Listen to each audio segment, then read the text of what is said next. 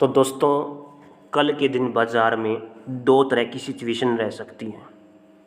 पहली तो ये है कि डायरेक्ट गैप डाउन ओपनिंग दिखा दे मार्केट। गैप डाउन ओपन होने के बाद बाज़ार कंटिन्यू पॉजिटिव हो जाए और फिर वापस दोबारा से कंटिन्यू डाउनफॉल कर जाए, क्योंकि ऑल ओवर सेंटीमेंट थोड़ा नेगेटिव हो रहा है। या तो मार्केट साइडवेज रेंज में जाने की कोशिश कर रही है या फिर थोड़ी नेगेटिव होने की कोशिश कर रही है। अब गैप डाउन ओपनिंग मैंने क्यों बोला है, इसका सबसे बड़ा कारण है यूएस की मार्केट। ग्लोबल मार्केट नेगेटिव है, खुद देख सकते हो। जापान, अगर एशियन मार्केट को अगर हम देखें तो एशियन मार्केट में जापान का जो निकाई है 1502 पॉइंट माइनस में चल रहा है, 4% नीचे गिर गया है। हैंग सेंग भी माइनस में चल रहा है, कोस भी माइनस में चल रहा है, यूरोपियन मार्केट भी माइनस में है, यूएस मार्केट भी जब क्लोज हुए थे माइनस में चल रहे थे। ठीक है, और आज भी इसमें जो अभी के समय हाल फिलहाल की सिचुएशन है वो माइनस में चल रही है। नैस्डैक खुद देख सकते हो 320 पॉइंट माइनस में चल रही है। ठीक है, तो हाल फिलहाल नेगेटिविटी के संकेत मिल रहे हैं। तो पहली सिचुएशन ये है कि गैप डाउन ओपन होने के बाद पॉजिटिव चले, देन दोबारा कंटिन्यू डाउनफॉल कर जाए। दूसरी कंडीशन ये है कि वो थोड़ा साइड में पॉजिटिव ओपनिंग करे और फिर डाउनफॉलिंग कर जाए। समझ रहे हो? तो दो सिचुएशन हाल फिलहाल पैदा हो रही है अपने टेक्निकल एनालिसिस के हिसाब से। ठीक है, तो ये मैंने शुरुआत में आपको मोटा मोटा बताया है। इस वीडियो में हम जस्ट केवल बैंक निफ्टी और सेंसेक्स का एनालिसिस करेंगे। निफ्टी वाली वीडियो मैंने पहले ही बना करके डाल दी है यूट्यूब पर। अब बैंक निफ्टी और सेंसेक्स में कौन कौन से इंपॉर्टेंट सपोर्ट रेजिस्टेंस लेवल रहेंगे, टेक्निकल एनालिसिस क्या बोल रहे हैं, ठीक है, पैटर्न क्या बन रहा है, सप्लाई डिमांड क्या बता रही है, सारी चीज़ें ए टू जेड सिंपल भाषा में बताने वाला हूँ। तो वीडियो को ध्यान से देखना। सबसे पहले हम बात करते हैं FIDI डाटा की। तो आप देख सकते हो 2 दिन की खरीदारी के बाद FI वालों ने शुक्रवार को फिर से माल बेच दिया 4,352 करोड़ रुपए की। ठीक है, लेकिन DI ने यहाँ पर खरीदारी की हुई है 7,646 करोड़ रुपए की। अब अगर FIDI डाटा को देखें, ओपनिंग के साथ में यहाँ से पॉजिटिव संकेत मिलने चाहिए, लेकिन अगर ग्लोबल मार्केट को देखें तो वहाँ से नेगेटिविटी के संकेत मिल रहे हैं।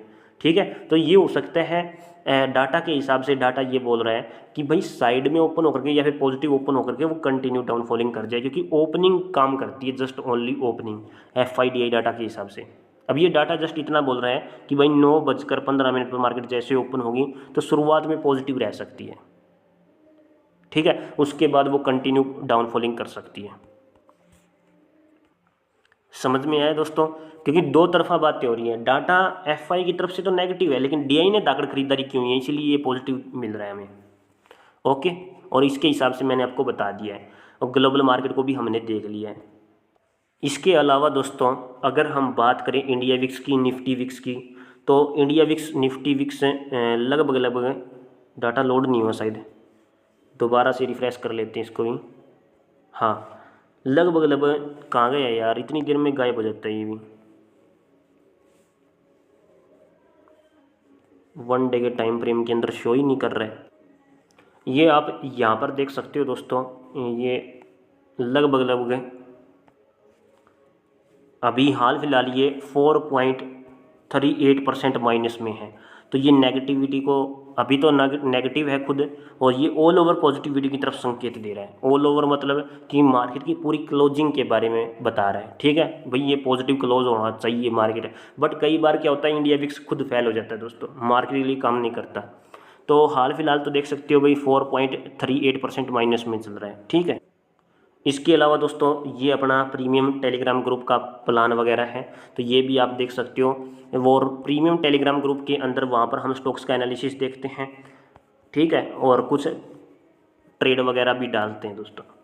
तो ये ज्वाइन करना चाहो तो ज्वाइन कर सकते हो, कोई दिक्कत वाली बात नहीं है। अब बात करते हैं दोस्तों बैंक निफ्टी और सेंसेक्स के बारे में। लेकिन जिस भी दोस्तों ने चैनल को सब्सक्राइब नहीं किया, सब्सक्राइब जरूर कर लेना। साथ में दोस्तों बेल आइकन को जरूर प्रेस कर लेना, ताकि आने वाली हर वीडियो का लेटेस्ट नोटिफिकेशन आपको तुरंत प्राप्त हो सके। तो दोस्तों, हर बार की तरह सबसे पहले हम बैंक निफ्टी का एनालिसिस करेंगे। और जैसा कि अभी आप देख सकते हो, यहाँ पर मैंने बैंक निफ्टी का 1 डे का टाइम फ्रेम सेट कर लिया है। और 1 डे के टाइम फ्रेम के अंदर शुक्रवार को हम सबने देखा कि मार्केट के अंदर एक जिग जैग मोशन आया है। कभी मार्केट ऊपर जा रही है, कभी नीचे गिर रही है, फिर ऊपर जा रही है, फिर नीचे गिर रही है, फिर ऊपर जा रही है, फिर नीचे गिर रही है। कुछ ऐसा मोमेंटम दिखा रही थी। और ये मोमेंटम कब आता है? जब मार्केट के अंदर एक स्पिनिंग टॉप कैंडल बने, और ये है स्पिनिंग टॉप कैंडल। इसकी खुद की स्ट्रैटेजी होती है। ये अकेली कैंडल हमें ये बता देती हैं कि आगे मार्केट की डायरेक्शन क्या है। स्कैल्पिंग के तौर पर हम इस कैंडल का यूज कर सकते हैं, ठीक है। लेकिन हमें ये पता करना है कि 10-15 दिन के लिए मार्केट की डायरेक्शन पॉजिटिव है या फिर नेगेटिव है, तब हमें पिछले स्ट्रक्चर को सॉल्व करना पड़ेगा। मैं अपने व्यूअर्स को हर बार बोलता हूँ कि भाई पिछले स्ट्रक्चर को सॉल्व करने की कोशिश किया करो, तभी आगे का प्रेडिक्शन आसानी से हो पाएगा। अगर पिछला स्ट्रक्चर ही आपसे सॉल्व नहीं हो रहा है तो आगे का प्रेडिक्शन भी गलत साबित होगा, ठीक है। तो आपको सबसे पहले पिछले स्ट्रक्चर को सॉल्व करके दिखाता हूँ, उसके बाद ये सॉल्यूशन निकलेगा कि बाजार की डायरेक्शन क्या है, ठीक है। तो इस स्ट्रक्चर को मैं यहाँ से सॉल्व करने की कोशिश करता हूँ। इस लेवल से बाजार अपसाइड मोमेंटम में जाता है, नीचे गिरता है, थोड़ा सा अपसाइड मोमेंटम में उठता है, फिर नीचे गिर जाता है, यानी कि एम टाइप का स्ट्रक्चर मुझे साफ साफ दिखाई दे रहा है, ओके। जिसमें लेफ्ट साइड का टॉप थोड़ा बड़ा है, राइट साइड का टॉप थोड़ा छोटा है, ओके। अब जब भी इस प्रकार का एम बने जिसका लेफ्ट साइड का टॉप थोड़ा बड़ा हो, राइट साइड का टॉप थोड़ा छोटा हो, तब मैंने आपको एक स्ट्रैटेजी बता रखी है कि एम तो बन चुका है, अब बारी है डब्ल्यू बनने की, कुछ ऐसे करके डब्ल्यू बनेगा, ठीक है। अब यहाँ पर देखो कैसे हुआ है, मार्केट ऊपर गई, ओके। ये होता है इसका मिटिगेशन ब्लॉक, जिसे मैं एम भी बोलता हूँ, क्योंकि एम के बीच पॉइंट जो होता है ना, बीच वाली जो कैंडल होती है, उसी के पास रिजेक्शन लेने के लिए मार्केट दोबारा आती है, जिसे हम एम भी बोलते हैं, मिटिगेशन ब्लॉक बोलते हैं। तो मार्केट ने काफ़ी दिन नीचे की तरफ समय बिताया, डब्ल्यू सा बनाया, बट ये डब्ल्यू मायने नहीं रखता, बस मायने रखता है कि ऊपर की तरफ मिटिगेशन ब्लॉक के अंदर आई है या नहीं आई। तो वो डब्ल्यू बनाने के बाद आ गई। इस लेवल पर जैसे ही शूटिंग स्टार बने या फिर बीडी सिंगल फिंग बने या फिर इनवर्स बुली सिंगल फिंग कैंडल बने, मार्केट फिर से नीचे गिर जाती है, उतना ही नीचे गिर जाती है जितना पहले नीचे गिरी थी, ठीक है। फिर दोबारा से अपसाइड मोमेंटम में उठती है, कितना उठती है, वो इतना ही उठती है इस लेवल के पास, क्योंकि एम बन चुका है तो डब्ल्यू क्रिएट करेगी, कर दिया इसने डब्ल्यू क्रिएट, ये बना है डब्ल्यू, कर दिया सॉल्व। पहले एम बना था, फिर डब्ल्यू बना। अब आगे क्या हो सकता है, आगे का पैटर्न ये बोलता है कि अगर ये डिमांड को कंटिन्यू करता है, ठीक है, डिमांड को अगर ये आधी कर देता है बाद में, तो सप्लाई कंटिन्यू हो जाती है। और अगर ये सप्लाई आधी कर दे, नीचे गिरने के बाद ये सप्लाई आधी कर दे, तो डिमांड बढ़ जाती है। अब अगर मार्केट ऊपर जाएगी, अगर मार्केट ऊपर जाएगी तो हमारे लिए खतरनाक होगा, समझ रहे हो। एक बार थोड़ा मोटा मार्केट को नीचे आना चाहिए। अगर वो 50% एरिया तक, इस टोटल डिमांड के 50% एरिया तक आती है ना, तब डिमांड दोगुनी हो जाएगी, ये वाली डिमांड और बढ़ जाएगी, दोगुनी हो जाएगी, बाजार ऑल टाइम हाई तक भी चला जाएगा दोस्तों। ये मेरा एनालिसिस बोलता है, क्योंकि स्ट्रक्चर भी यही बोलता है, ऐसे करके देन ऐसे। अब दो कंडीशन होती है इसके बाद, पहले हाफ पॉइंट तक गिरा, बाजार ऊपर की तरफ भाग गया, उसके बाद अगर बाजार ऊपर की तरफ जाता है तो फिर नीचे गिरता है, फिर वापस साइड मोमेंटम में उठता है और बैंकर तरीके से उठता है, लेकिन उससे पहले फिर बैंकर तरीके से नीचे भी गिरता है, ठीक है।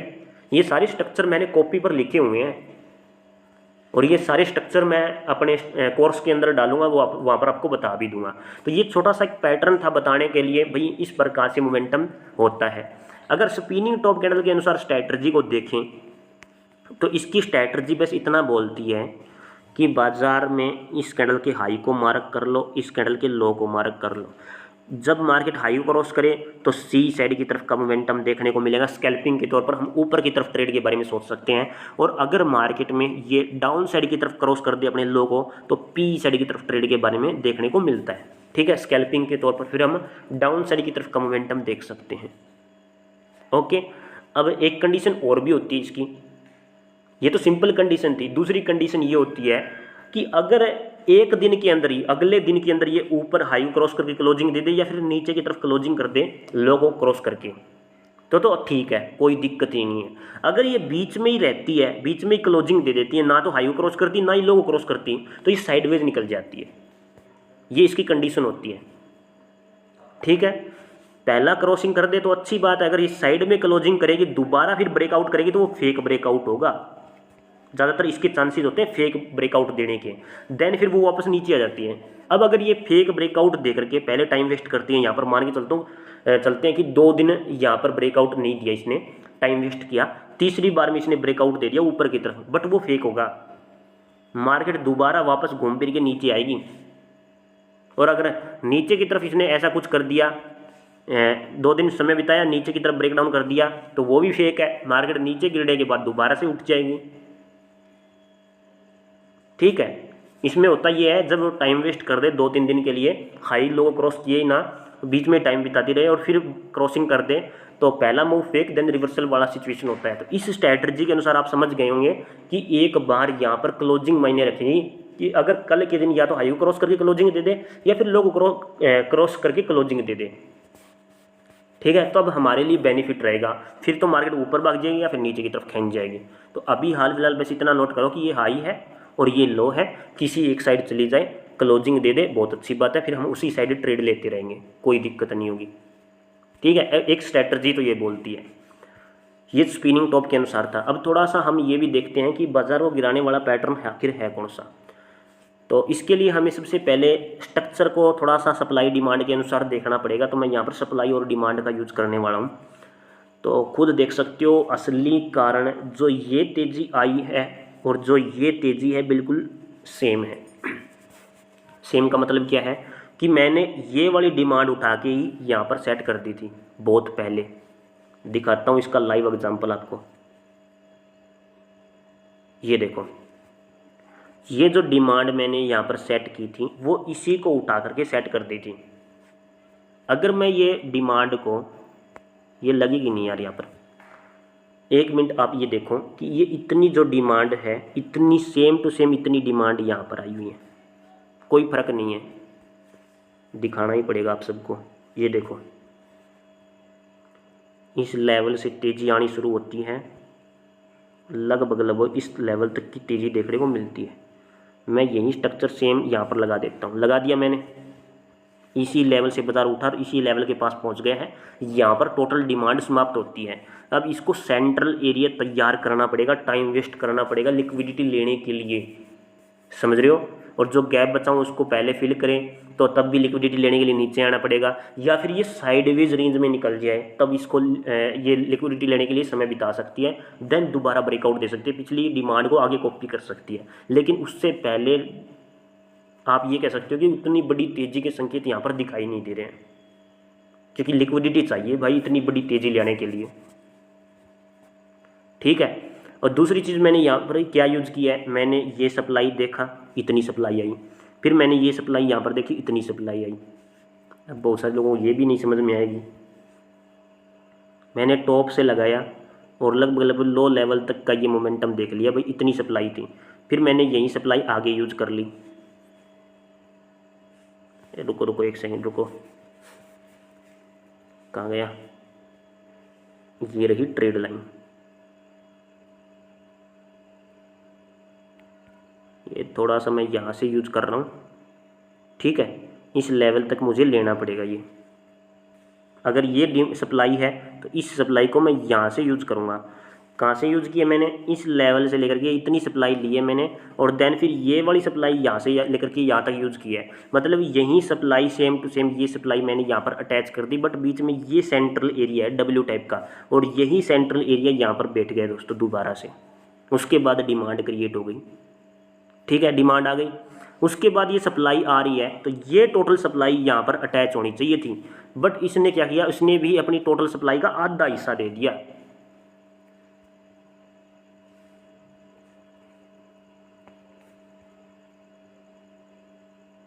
इस लेवल से लेकर के ये बैठ रही है टोटल सप्लाई, ये इस सप्लाई का ये सपोर्ट लेवल था, लगभग ये वाला आधा हिस्सा है दोस्तों, खुद देख सकते हो। इस टोटल सप्लाई का ये आधा हिस्सा है, 50% एरिया इसने यूज किया, और जब 50% एरिया यूज करते हैं तो डिमांड आगे हो जाती है, और एकदम से डिमांड आ गई, एकदम से डिमांड आई है। और ऊपर से जिग जैग मोशन तो वैसे ही चल रहा था कि बाजार यहाँ से ऊपर उठा, यहाँ तक गया, फिर नीचे गिरा, फिर ऊपर उठा, फिर नीचे गिरा। पहला fake momentum reversal, then again upside momentum में रियल मोमेंटम। तो रीटेस्टिंग पर यहाँ पर पॉजिटिव कैंडल चाहिए होगी। Support area, most important support area ये है। तो 50,000 के आसपास जैसे ही कोई पॉजिटिव कैंडल बनाए, तो थोड़ा लॉन्ग टर्म के लिए समझा रहा हूँ, विद 10-15 दिन के अंदर अगर ये इस लेवल आती है, तो यहाँ पर जैसे ही पॉजिटिव कैंडल बनाए, इन्वेस्टर के कान खड़े हो जाने चाहिए। ट्रेडर्स के तो वैसे ही कान खड़े रहते हैं हर रोज़ के लिए। ठीक है, क्योंकि उनको तो ट्रेडिंग के अंदर पैसा बनाना है। तो यहाँ पर इन्वेस्टर के पास दोबारा से मौका होगा, बाजार ऊपर की तरफ फिर से कंटिन्यू कर देगा। ये अपना एनालिसिस बोल रहा है। तो समझ में आया दोस्तों कि क्या हो सकता है, स्ट्रक्चर क्या कह रहा है, कुछ समझ में आया या नहीं आया। स्पिनिंग टॉप के हिसाब से मैंने बता दिया, एक कैंडल का वेट करना पड़ेगा। और दूसरा मैंने ये बताया स्ट्रक्चर के हिसाब से कि यहाँ पर अपने पास क्या हो सकता है, या तो ये सप्लाई को आधा कर दें फिर डिमांड क्रिएट कर दें, और अगर ये ऊपर जा रही है डायरेक्ट अपसाइड मोमेंटम में जा रही है तो ये फेक मोमेंटम दे रही है दोस्तों, फिर वापस नीचे गिरेगी बैंकर तरीके से। तो ऐसी सिचुएशन में अभी हाल फिलहाल के लिए हमें ये नोट करना पड़ेगा, ये बड़ा हाई है, ये थोड़ा छोटा है, ये इंट्राडे बेसिस पर है, और ये 3-4 दिनों के अंदर जो पिछले 4-5 दिनों के अंदर कैंडल बनी है उसका हाई और लो मैंने मार्क किया हुआ है। तो जैसे किसी एक साइड ब्रेकआउट दे दे तो डाउन साइड की तरफ ब्रेकडाउन, रिटेस्टिंग, फिर नेगेटिव कैंडल क्रिएट हो जाएगी यहाँ से, और ऊपर की तरफ ब्रेकआउट तो फिर ऐसे करके ऐसे हो जाएगी। समझ रहे हो, क्योंकि यहाँ पर टाइम बिताएगी। ऐसा करने के लिए, ऊपर की तरफ जाने के लिए लिक्विडिटी चाहिए, जो कि यहाँ पर वो टाइम बिता सकती है। वो टाइम यहाँ पर ऐसे भी बिता सकती है, वो टाइम ऐसे भी बिता सकती है, मार्केट के हाथ में है। लेकिन ऐसे अगर बिताएगी टाइम तो ज़्यादा चांसेस है कि वो गैप को फिल करने के लिए नीचे जाए, देन अगेन अपसाइड मोमेंटम में कंटिन्यू करते हैं अपने आप को। समझ में आए? 10 मिनट लगा दी, 11 मिनट लगा दी बताने के लिए। बात करते हैं 15 मिनट की टाइम फ्रेम में। तो बहुत ही बढ़िया स्ट्रक्चर यहाँ पर डिज़ाइन हुआ था, सब देख सकते हो। डिमांड आई, साइडवेज हुआ, फिर ऊपर गई, फिर क्रिएट होगा डाउन फॉलिंग। ठीक है, अब ये डाउन फॉलिंग में यहाँ कहीं पर अगर कोई पॉजिटिव कैंडल आ जाती है तो ठीक है, वरना ये सप्लाई दिखा रही है, वो इस लेवल के पास दिखा रही है सप्लाई। तो इस लेवल को जैसे ही क्रॉस करें, यानी कि 51,000 लगभग 400 के लेवल को अगर डाउन साइड की तरफ क्रॉस करती है तो अगला टारगेट क्या बैठेगा, ये वाला बैठेगा 51,100 के आसपास का, मतलब कि 300 पॉइंट नीचे बैठे हुए हैं। ठीक है, समझ में आया दोस्तों? और अगर ये दोबारा से अपसाइड मोमेंटम में जाए, अभी देख लेते हैं दोबारा से अपसाइड मोमेंटम में जाएगी या नहीं जाएगी। इस लेवल से बाजार में तेजी आई, देन ये हाई इसने लगभग लगाए हैं, तो यहाँ से लेकर के लगभग ये बड़ा मोमेंटम इसका बैठ रहा है।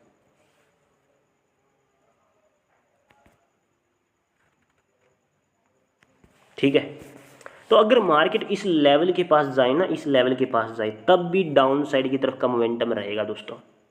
समझ रहे हो? तो ये लेवल एक बार नोट करके रख लेना। यहाँ ये है 51,950, 52,000 के आसपास का लेवल है।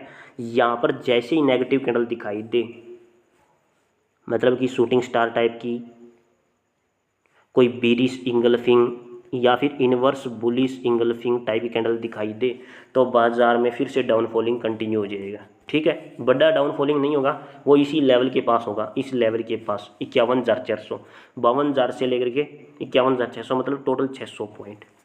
ठीक है, तो हाल फिलहाल तो नेगेटिविटी की संकेत है, क्योंकि इस लेवल के पास ये वॉल्यूम छोड़ दिया, इसने वॉल्यूम छोड़ दिया, तो down falling, then again upside momentum में, फिर वापस कंटिन्यू डाउन फॉलिंग। दो सिचुएशन बन रही है, यहाँ से कंटिन्यू डाउन फॉल कर जाए, या फिर पॉजिटिव ओपनिंग करके थोड़ा मोटा इस लेवल के पास जाए, देन कंटिन्यू डाउन फॉल कर जाए। सिचुएशन ये पैदा हो रही है। ठीक है, तो ये 15 मिनट के टाइम फ्रेम में था। इस लेवल के पास भी नेगेटिव सेंटीमेंट बैठे हुए हैं, और जैसे ही 51,400 के लेवल को क्रॉस करेगा तब भी ये डाउन साइड की तरफ का मोमेंटम है, इस लेवल तक है। ठीक, बात करते हैं सेंसेक्स के बारे में। तो सेंसेक्स के अंदर दोस्तों अपने टारगेट तक तो पहुंच चुका है सेंसेक्स। मैंने पहले भी आपको बताया था कि ये टारगेट है इसका, लगभग देख सकते हो खुद, ये सपोर्ट एरिया था, यहीं से बाजार उठा, मॉर्निंग स्टार पैटर्न बनाया, यहीं से उठ गया। ओके, उसके बाद यहाँ से शूटिंग स्टार बनाई इस लेवल के पास, और उसके बाद कंटिन्यू डाउनफॉलिंग कर रहा है। ओके, तो ये लेवल मैं एक बार डिलीट करता हूँ, इन लेवल्स को।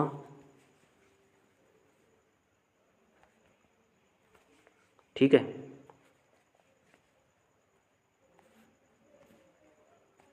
यहाँ पर आप इतना नोट कर सकते हो कि जैसे ही अपने लो को क्रॉस करें, ठीक है, ये हैंगिंग मैन बना हुआ है ना, तो अपसाइड मोमेंटम में जब मार्केट जाएगी तो हैंगिंग मैन पर भरोसा कर सकते हैं। ये मैंने कल की वीडियो के अंदर बताया था, लेकिन ये थोड़ा सा शॉर्ट टर्म के लिए डाउनवर्ड हो रहा है तो इस पर भरोसा नहीं किया जा सकता है। तो एक काम करना कि जैसे ये लेवल टूटे 77,200 का, तो हम डाउन साइड की तरफ ट्रेड के बारे में सोच सकते हैं। लेकिन कंडीशन क्या रहेगी, कंडीशन वही रहेगी कि एकदम से पहले अगर पॉजिटिव हो रहा है फिर दोबारा नीचे आ रहा है तब दिक्कत हो सकती है। अगर ये शुरुआत में इस लेवल को क्रॉस करना चाहे तो फिर डाउन साइड की तरफ का मोमेंटम हम देख सकते हैं और ये सपोर्ट एरिया बैठेगा। यानी 77,200 से 76,400, मतलब 600 और 200 800 पॉइंटों का डाउन साइड की तरफ मोमेंटम है।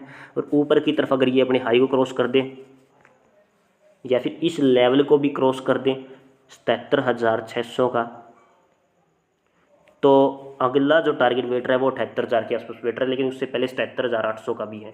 तो ये 3 लेवल है मोस्ट इंपॉर्टेंट, 600, 800, 78,000। ठीक है, तो ये है अपना एनालिसिस सेंसेक्स के अंदर। सेंसेक्स के अंदर कौन सा पैटर्न बन रहा है, बहुत बार समझा रखा है, बता भी रखा है, ब्लू रे का पैटर्न बन रहा है। जी हाँ दोस्तों, इट्स कॉल्ड ए ब्लू रे पैटर्न। ठीक है, तो वीडियो देखने के लिए आप सभी का बहुत बहुत धन्यवाद। जिस भी दोस्तों ने टेलीग्राम चैनल को, अपने यूट्यूब चैनल को सब्सक्राइब नहीं किया, सब्सक्राइब जरूर कर लेना। बहुत बहुत धन्यवाद।